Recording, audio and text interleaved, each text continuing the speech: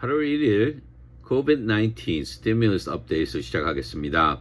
7월 28일 화요일 공화당 지도부가 그들의 HEALS Act라고 부르는 스티뮬러스 패키지를 제출했지만 그 후 아무런 전진 없이 주말을 맞이했습니다. 민주당이 5월달에 제출한 HEALS Act과 차이가 너무 크게 나기 때문인데요.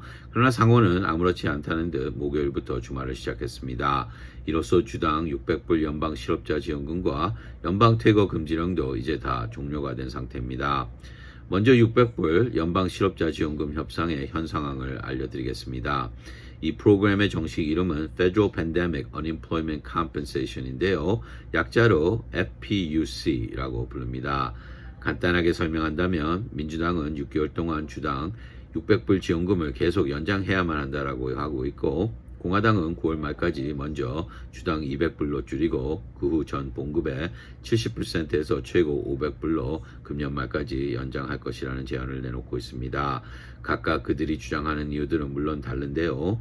공화당은 현 600불 FPUC 지원금을 받는 68%의 사람들이 그들이 전에 받고 있던 봉급보다 더 높다라고 하며 사람들이 직장으로 복귀하는 것을 꺼리게 하고 있다라고 주장하고 있습니다. 그러나 민주당은 실업자들이 지금 2차 감염이 계속 늘어나는 상황에서 돌아갈 수 있는 직장들이 사라졌다라고 하며 그동안 FPUC 지원금으로 경제를 부양시켜야만 더 큰 문제를 피할 수 있다라고 반발하고 있습니다. 각각 그들의 제안을 이번 주 상원에서 통과시키려고 했지만 둘 다 역부족이었는데요. 이제 다 원점으로 다시 돌아온 상태입니다. 실업자 보험 시청률이 지난 3주일 동안 계속 상승하고 있는 것도 문제를 더욱 악화시키고 있는 것이 사실인데요. 이번 주에는 140여 명을 넘기기 시작했습니다. 네 중에 한 명만 돌아갈 수 있는 직장이 있다고 전문가들은 설명하고 있는데요.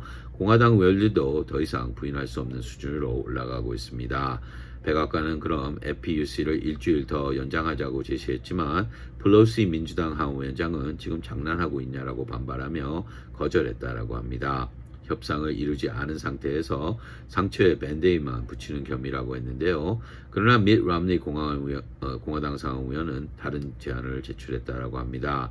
FPUC 프로그램을 3개월 동안 더 연장하는 제안을 했다라고 하는데요. 8월에는 500불, 9월에는 400불, 10월에는 300불로 줄이는 제안이었다라고 합니다. 양당이 스티뮬러스 패키지를 계속 협상하는 동안 실업자들의 피해를 줄이기 위해서라고 했지만 민주당은 쫀쫀하게 굴지 말고 1월달 말까지 그냥 현 FPUC 프로그램을 유지시키자고 고집부리고 있는 상황입니다. 이 문제가 현재 작지 않은 논쟁거리가 되고 있는 것이 사실입니다. 그리고 1200불 스티뮬러스 체크에 대해서는 거의 의의가 없지만 공화당은 디펜던트당 500불을 주장하고 있고 민주당은 모두 다 1200불을 지급해야 한다라고 고집부리고 있습니다. 또 공화당은 1000불을 지급하고 각각 디펜던트에게 1000불씩 주자는 제안도 추가로 제출했는데요. 그러나 시민들에게 제일 궁금한 것은 이 책이 언제쯤 받을 수 있냐라는 것일 것입니다. 다음 주 8월 6일까지 기적적으로 협상이 이루어져 트럼프 대통령이 10일까지 서명을 한다 해도 8월 말 전에는 지불되지 않을 것이라고 합니다. 만일 협상이 한 달 더 미뤄진다면 빨라도 9월 말이 될 것이라고 하는데요.